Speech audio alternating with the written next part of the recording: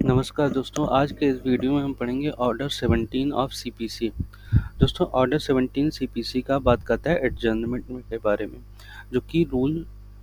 First से लेकर rule 3 तक प्रोवाइड किया गया है। एडजर्नमेंट का मतलब होता है दोस्तों, जो प्रोसीडिंग्स हैं, जो सिविल प्रोसीडिंग चल रही हैं सिविल कोर्ट्स में, उसको एडजर्न कर दिया जाए, मतलब उसको स्थगित कर दिया जाए या उसको रोक दिया जाए किसी पार्टिकुलर टाइम पीरियड के लिए, तो उसको बोलते हैं एडजर्नमेंट। आइए देखते हैं दोस्तों कि सिविल प्रोसीडिंग्स में एडजर्नमेंट से रिलेटेड क्या प्रोविजन है या कब कोर्ट जो है एडजर्नमेंट ऑर्डर कर सकती है। तो रूल फर्स्ट बताता है कि कोर्ट में grant time and adjourn hearing. Court क्या कर सकती है, हियरिंग के लिए टाइम भी ग्रांट कर सकती है, साथ साथ एडजर्न का भी ऑर्डर दे सकती है हियरिंग को की। द कोर्ट में if sufficient cause is shown at any stage of the suit grant time to the party. अगर कोर्ट को किसी जो सूट उसके अंतर्गत या जो सूट उसके सामने इनिशिएट हो रहा है या सूट जो चल रहा है उस केस में अगर कोर्ट को लगता है कि किसी पर्टिकुलर केस में सफिशिएंट कारण है, सो या सफिशिएंट कारण शो हो रहा है at stage of the suit. At stage of suit मतलब दोस्तों कि सूट के किसी भी स्टेज पर। एट स्टेज ऑफ सूट मतलब सूट के किसी भी स्टेज पर, चाहे वो सिविल प्रोसीडिंग का कोई भी स्टेज हो। Grant time to the parties or to any of them. Time किसको दिया जा रहा है, तो टाइम दोस्तों दिया जा रहा है पार्टीज को।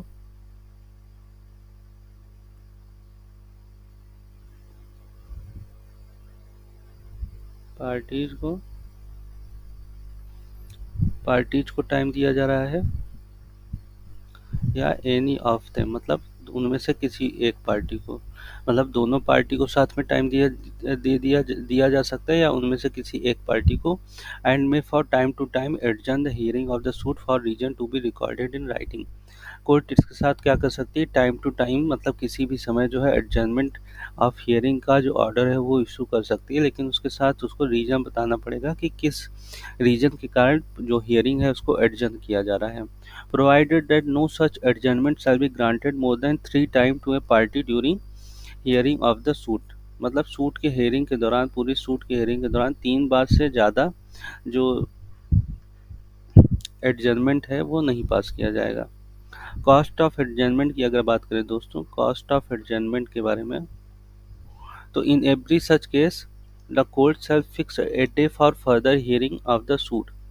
In every such case the court shell fix a day for further hearing of the suit. मतलब जहाँ रूल फर्स्ट के अंतर्गत, रूल फर्स्ट के सब रूल फर्स्ट के अंतर्गत कोर्ट के द्वारा किसी पर्टिकुलर सूट में एडजर्नमेंट एडजर्न करने का ऑर्डर है वो इशू किया गया, तो उस केस में एडजर्नमेंट के ऑर्डर के साथ साथ ही कोर्ट फिक्स कर सकती है day for further hearing. Adjournment के बाद किस नेक्स्ट डे को जो है या नेक्स्ट तारीख को जो हियरिंग है सूट में वो इनिशिएट होगी। And shall make such order as to cost occasion by the adjournment. shall make such order as to cost occasioned by adjournment। उस एडजर्नमेंट के कारण जो कोर्ट है वो कॉस्ट इम्पोज कर सकती है पार्टी के बीच में जिसके इंस्टेंस पर एडजर्नमेंट की प्रोसीडिंग या एडजर्नमेंट की ऑर्डर कोर्ट के द्वारा दिया गया है, और such higher cost at that court deems fit, या उसके साथ कुछ और भी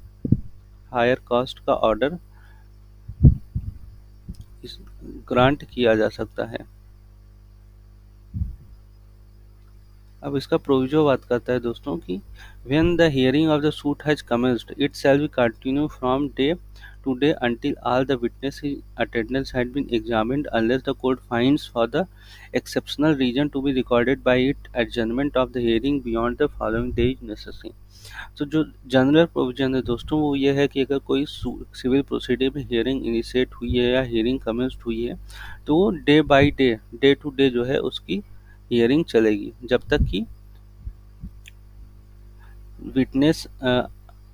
जो विटनेस कोर्ट में प्रेजेंट हुए हैं उनको एग्जामिन न कर दिया जाए। Unless court finds that for the exceptional reason, unless जब तक कि कोर्ट को लगता नहीं कोई एक्सेप्शनल सर्कमस्टांसेस या एक्सेप्शनल सिचुएशन है जिसको कोर्ट के द्वारा रिकॉर्ड करना पड़ेगा कि adjournment of hearing beyond the following days necessary, कि कोर्ट को एडजर्न कर देना चाहिए कुछ स्पेसिफिक दिनों के लिए। No adjournment shall be granted at the request of a party except where the circumstances are beyond the control of the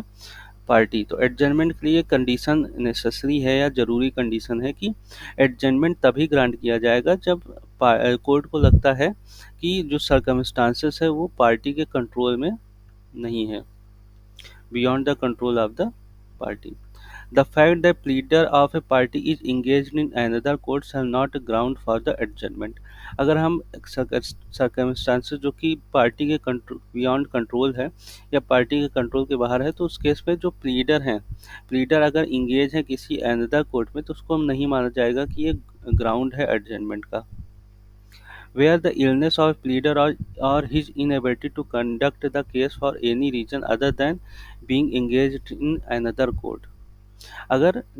जो रीजन है जिसके कारण जो प्लीडर है वो कोर्ट में प्रेजेंट नहीं हो पा रहा है क्योंकि वो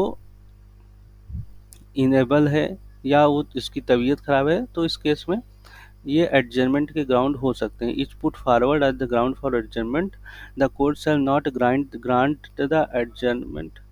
unless it is satisfied that party applying for adjournment could not have engaged another pleader in time। ई बोलता है कि where a witness is present in court, where अंदर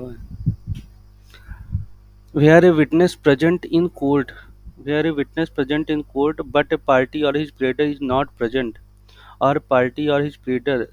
now present in court is not ready to examine or cross examine the witness। जहाँ पे जो witness है वो court में नहीं प्रेजेंट हुआ है लेकिन पार्टीज प्रेजेंट हुई हैं, या जो विटनेस है वो कोर्ट में प्रेजेंट हुआ है लेकिन वो रेडी नहीं है एग्जामिन होने के लिए या क्रॉस एग्जामिन होने के लिए। द कोर्ट में इफ थिंग्स फिट, तो कोर्ट इस सिचुएशन में क्या करेगा, अगर कोर्ट को सही लगता है तो record the statement of witness, record the statement of witness, record the statement of witness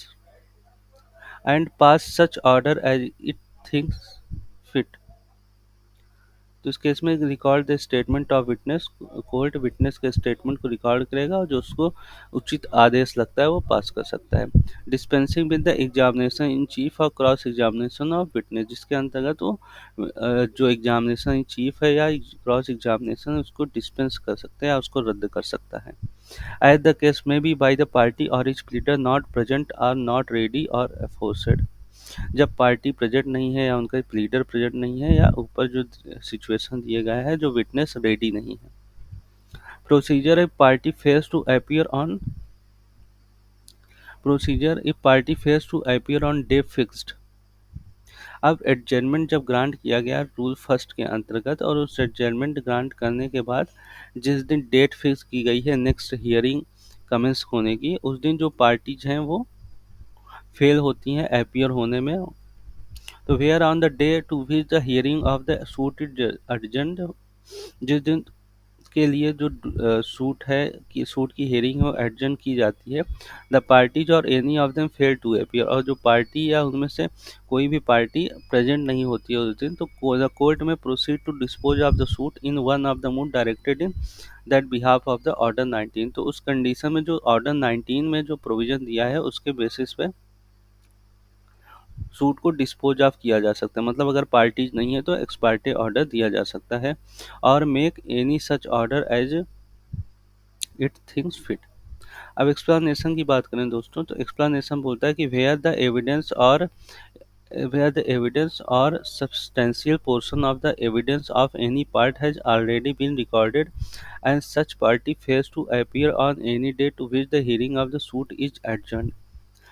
दोस्तों जो एक्सप्लेनेशन है वो सर्कमस्टांसेस उस सर्कमस्टांसेस की बात करता है जहाँ पर एविडेंस या उसका जो सब्सटेंशियल पार्ट है of the evidence of any party, किसी पार्टी के एविडेंस का सब्सटेंशियल पोर्शन या कंप्लीट एविडेंस जो है पहले से ही रिकॉर्ड कर दिया गया है, and such party fails to appear on the day to which hearing of the suit is adjourn. और जो उस वो पार्टी क्या करती है कि जिस दिन तक के लिए एडजर्न किया गया था, उस दिन कोर्ट में प्रेजेंट नहीं होती है।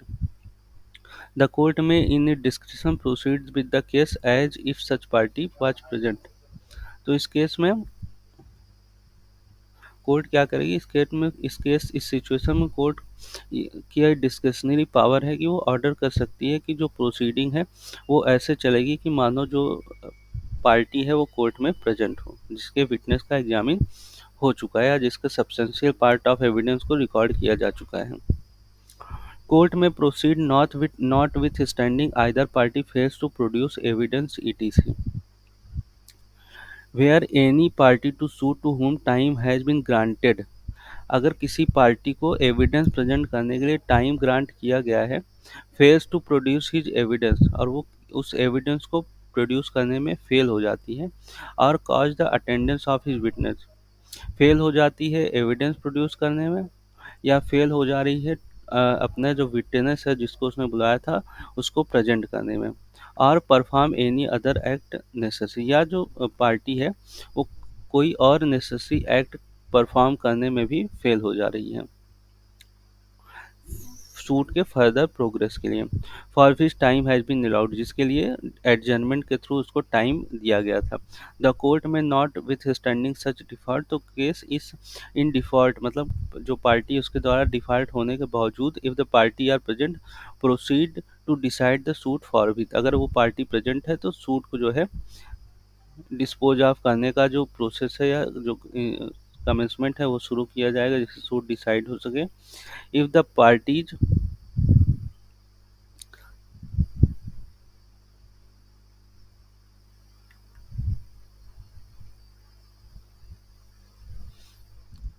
If the parties are any of them is absent proceed under rule 2, अगर उनमें से कोई एक पार्टी एब्सेंट है तो जो रूल 2 दिया गया है ऑर्डर 16 का, उसको फॉलो करते हुए कोर्ट सूट को डिस्पोज किया जाएगा।